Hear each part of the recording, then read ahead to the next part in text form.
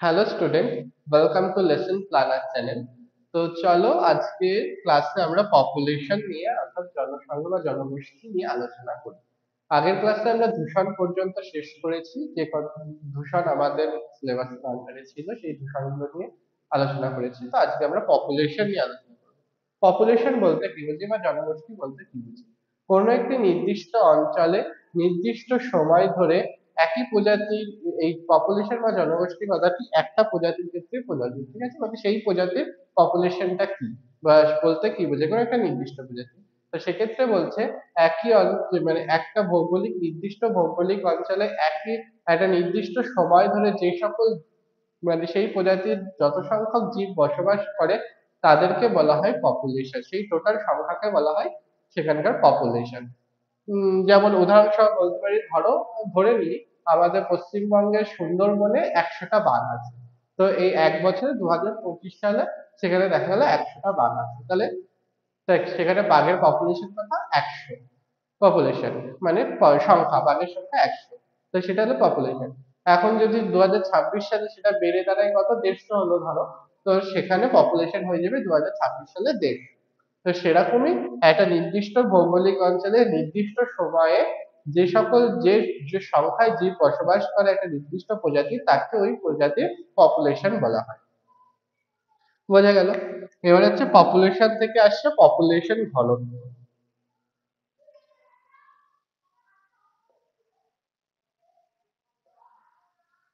Population ঘনত্ব বলতে কি বুঝবো?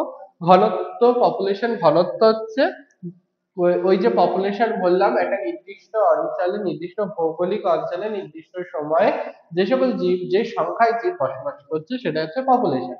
এখন ওই নির্দিষ্ট অঞ্চল, যে ভৌগোলিক অঞ্চল, তার আয়তন দিয়ে যদি আমরা টোটাল সংখ্যাকে ভাগ করি, তাহলে প্রতি একক আয়তনে আমরা পেয়ে যাব কত সংখ্যক জীব থাকছে। তো সেটাই হচ্ছে সেই জীব বা সেই গোষ্ঠী, সেই জনগোষ্ঠীর পপুলেশন ঘনত্ব। ঠিক আছে? ধরো এখানে আমি হচ্ছে একটা 10 বর্গফুট, 10 বর্গফুট,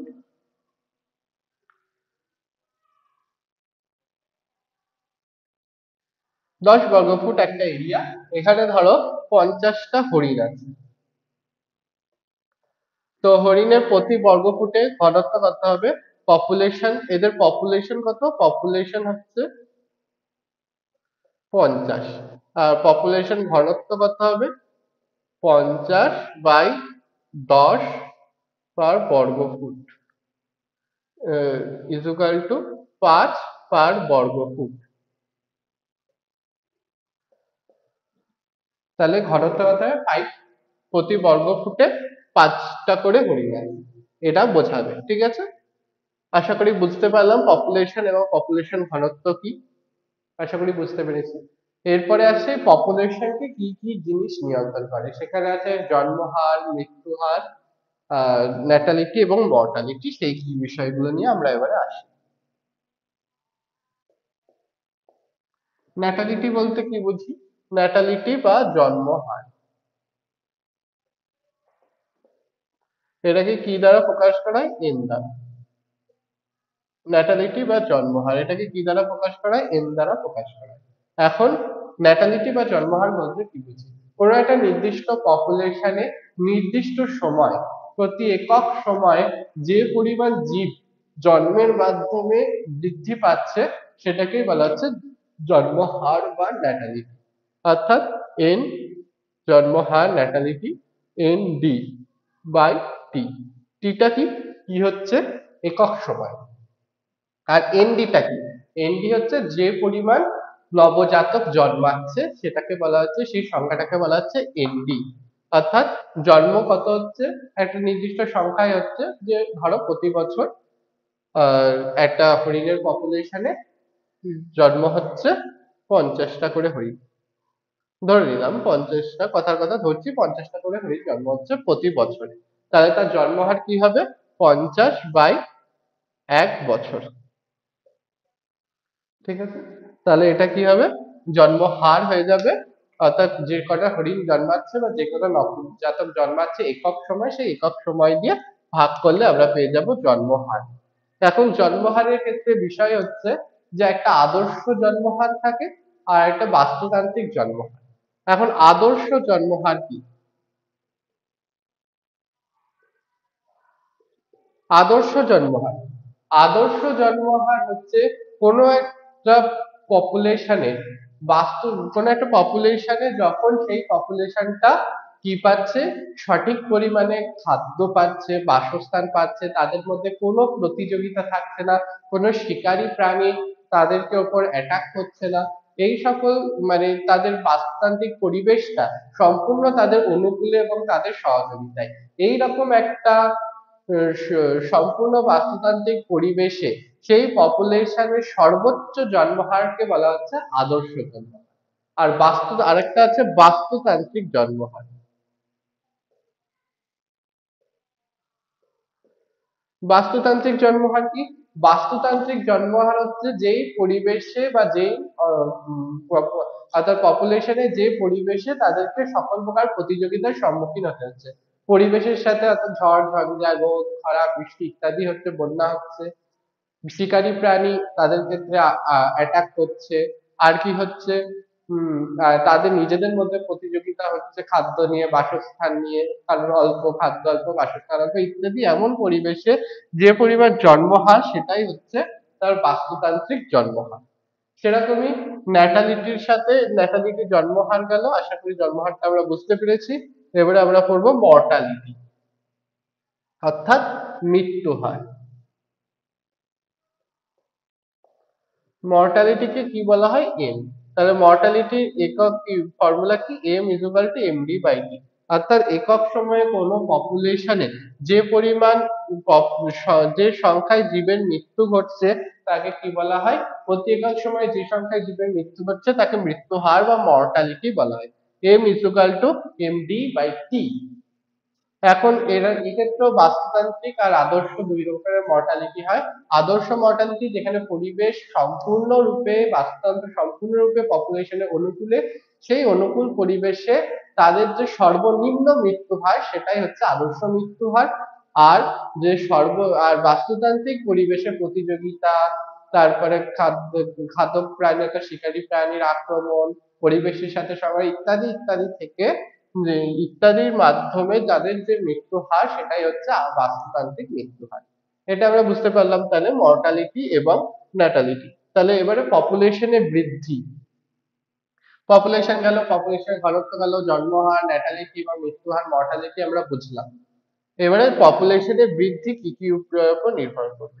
যে একটা পপুলেশন বৃদ্ধি পাবে কি, ধরো একটা পপুলেশনে পি ধরলাম, ঠিক আছে, পপুলেশন আছে, তার সংখ্যা ধরলাম পি। এখন এর সাথে কি কি হলে সে পপুলেশনটা বৃদ্ধি হবে? জন্মহার, সেই পপুলেশনে বৃদ্ধি হবে মানে পপুলেশনের সংখ্যার পরিবর্তন ঘটবে কি কি হলে? জন্ম হলে এবং মৃত্যু হলে সংখ্যার পরিবর্তন ঘটবে। অর্থাৎ জন্মহার ন্যাটালিটি এবং মাইনাস মৃত্যু হার মর্টালিটি। অর্থাৎ পপুলেশনের বৃদ্ধি বা পপুলেশনের বৃদ্ধি বলবো না, আমি পরিবর্তন বলবো, কারণ সময়ের সাথে সেই সংখ্যাটা হ্রাসও পেতে পারে। তাই আমরা বৃদ্ধি না বলে পরিবর্তন, অর্থাৎ বৃদ্ধিও পেতে পারে হ্রাসও পেতে পারে। তাহলে কি পপুলেশন, পপুলেশনের সাথে জন্মহার প্লাস এবং মাইনাস মৃত্যু হার, এটা করলে পপুলেশনের পরিবর্তন হয়। এর সাথে আরো দুটো একটা শব্দ থাকে, যেটা হচ্ছে এমিগ্রেশন এবং ইমিগ্রেশন। প্লাস ইমিগ্রেশন আই এবং মাইনাস এমিগ্রেশন। এই ইমিগ্রেশন এবং এমিগ্রেশন কথাটা বলতে কি বুঝি? আই হচ্ছে ইমিগ্রেশন অর্থাৎ অভিবাসন। একটা নির্দিষ্ট পপুলেশনে ধরো এইখানে সুন্দরবনে 50টা হরিণ আছে, তাহলে হরিণের পপুলেশন 50। এখন আমরা করলাম বাইরে থেকে আরো 50টা হরিণ এনে ওখানে দিলাম, তাহলে পপুলেশন কি হলো? বেড়ে গেল, 100 হয়ে গেল। সেটাই হচ্ছে ইমিগ্রেশন অর্থাৎ অভিবাসন। অর্থাৎ বাইরে থেকে জীব সেই পপুলেশনে এসে বসবাস করলে সেখানে হচ্ছে ইমিগ্রেশন, অভিবাসন। আর আছে এমিগ্রেশন অর্থাৎ প্রবাসন। প্রবাসন বলতে আমরা কি বুঝি? অর্থাৎ কোনো একটি পপুলেশন থেকে জীব বেরিয়ে অন্যত্র গিয়ে বসবাস শুরু করলে সেই পপুলেশনের সংখ্যা কমে যাচ্ছে, তাহলে সেটা কি হচ্ছে? পপুলেশনে ইমিগ্রেশন হচ্ছে, যে জীব বেরিয়ে যাচ্ছে। এটাও পপুলেশনের পরিবর্তনকে সূচিত করে। তাহলে কি হলো? পি প্লাস এন জন্মহার মাইনাস এম মর্টালিটি মৃত্যুহার প্লাস আই ইমিগ্রেশন বাইরে থেকে আসলো এবং মাইনাস ই অর্থাৎ ইমিগ্রেশন ভেতর থেকে বাইরে বেরিয়ে গেল। এটাই হচ্ছে কি পপুলেশনের পরিবর্তনকে সূচিত করে। আশা করি বুঝতে পারলাম। এখন বর্তমানে মানুষের পপুলেশন কি হচ্ছে, দিন দিন বৃদ্ধি পাচ্ছে, তাই তো? কেন বৃদ্ধি পাচ্ছে, কি কি কারণ হতে পারে, তোমরাই বলো। আচ্ছা, কি আমাদের মৃত্যু হার কি কমেছে না বেড়েছে? আমাদের মৃত্যু হার কমেছে কেন? কারণ বিভিন্ন যে সকল রোগে মানুষ মারা যায় সেই সকল রোগের ট্রিটমেন্ট বেরিয়েছে, প্রতিষেধক বেরিয়েছে, ভ্যাকসিন বেরিয়েছে। তো এই কারণে মানুষের মৃত্যু হার কমেছে। অত্যাধুনিক চিকিৎসা বিদ্যার কারণে মৃত্যু হার অনেক কমেছে, জন্ম হার বেড়েছে। আর কি হয়েছে, আমাদের কৃষিক্ষেত্রে ব্যাপক উন্নয়নের ফলে কি হয়েছে, খাদ্যের অভাব মোটামুটি ভাবে কমে গেছে। এর ফলে কি হচ্ছে, মানুষ আর খাদ্যের অভাবে মারা যায় না। এই সকল কারণের জন্য আবার শিল্পক্ষেত্রে উন্নয়ন আমাদের দৈনন্দিন জীবনকে স্বাচ্ছন্দ্য করে তুলছে। এই সকল ক্ষেত্রে এই সকলের জন্য মানুষ কি হচ্ছে, মানুষের আয়ুষ্কাল বৃদ্ধি পেয়েছে। এর ফলে জন্মহার বাড়ছে এবং পপুলেশনের ঘনত্ব বৃদ্ধি পাচ্ছে, অর্থাৎ পপুলেশনও বৃদ্ধি পাচ্ছে। এই সকল কারণের জন্য মানুষের পপুলেশন বৃদ্ধি পাচ্ছে। আর এই বৃদ্ধিপ্রাপ্ত পপুলেশনে পরিবেশের উপর প্রভাব কি কি করছে, আমরা কি কি লিখবো? বৃদ্ধিপ্রাপ্ত পপুলেশনের ফলে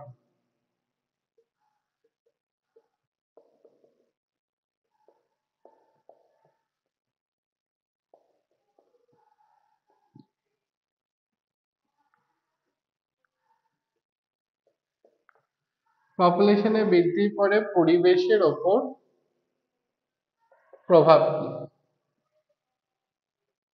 কি হতে পারে পপুলেশনের বৃদ্ধির ফলে পরিবেশের উপর প্রভাব, অর্থাৎ মানব পপুলেশনের বৃদ্ধির ফলে পরিবেশের উপর প্রভাব কি হতে পারে? এক, সম্পদের যথেচ্ছ ব্যবহার।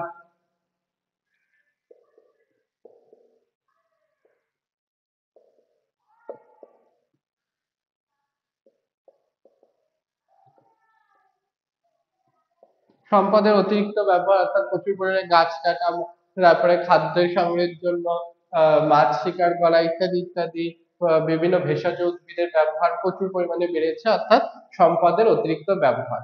অর্থাৎ কৃষি জমির সম্প্রসারণ, অর্থাৎ বিভিন্ন কৃষি জমি সম্প্রসারণ, কৃষি জমির সম্প্রসারণ, বাসস্থান নির্মাণ, এগুলোর জন্য কি আমরা অরণ্য ধ্বংস করছি, অর্থাৎ পরিবেশ নষ্ট করছি, এবং কৃষি জমির সম্প্রসারণ করছি, বাড়িঘর নির্মাণ করছি ইত্যাদি ইত্যাদি, ফলে অরণ্য ধ্বংস করছি, পরিবেশের উপর খারাপ প্রভাব পড়ছে। এছাড়া বিভিন্ন রকমের দূষণ, যে সকল দূষণ আমরা করলাম, কি কি দূষণ করেছি, জল দূষণ, বায়ু দূষণ, মাটি দূষণ, শব্দ দূষণ ইত্যাদি ইত্যাদি দূষণগুলো হচ্ছে। কেন হচ্ছে, আমরা দূষণেই করিয়ে দিয়েছি। মানুষের কি কি কার্যকলাপের ফলে জল দূষণ, বায়ু দূষণ হচ্ছে, মাটি দূষণ হচ্ছে, এগুলো আমরা করেছি। আর কি প্রধান আরেকটা মেন হচ্ছে বিশ্ব উষ্ণায়ন। আমরা মানুষের বিশ্ব উষ্ণায়ন, বিশ্ব উষ্ণায়ন মানুষের ভুলভাল কাজকর্মের জন্য বিশ্ব উষ্ণায়ন হচ্ছে। যেমন কলকারখানার ধোঁয়া থেকে ফ্রিজ, তারপরে হচ্ছে এসি ইত্যাদি থেকে সিএফসি বেরোচ্ছে, এগুলোর জন্য বিশ্ব উষ্ণায়ন হচ্ছে, ওজোন স্তরের ক্ষতি হচ্ছে। তো আমরা এগুলো সাধারণ বুদ্ধি দিয়ে লিখতে পারবো যে পরিবেশে মানব জনসংখ্যা বৃদ্ধির ফলে পরিবেশের উপর কি কি প্রভাব পড়ছে। আশা করি এগুলো আমরা লিখতে পারবো। তো এই কোশ্চেনটা ভালো করে পড়বে, পপুলেশনের বৃদ্ধির ফলে পরিবেশের উপর কি প্রভাব, 5 নম্বর অংশে চলে আসে কোশ্চেনটা, ভালো করে মন দিয়ে পড়বে। এবং কোথাও কোনো বুঝতে অসুবিধা হলে আজকের ক্লাসে তোমরা লিখো কমেন্টে, আমি আর বোঝানোর চেষ্টা করলে, এবং পপুলেশনের চ্যাপ্টারটা এই অংশটুকু খুব ভালো করে পড়বে। তো আজকে এই অবধি, দেখা হবে পরের ক্লাসে। টাটা।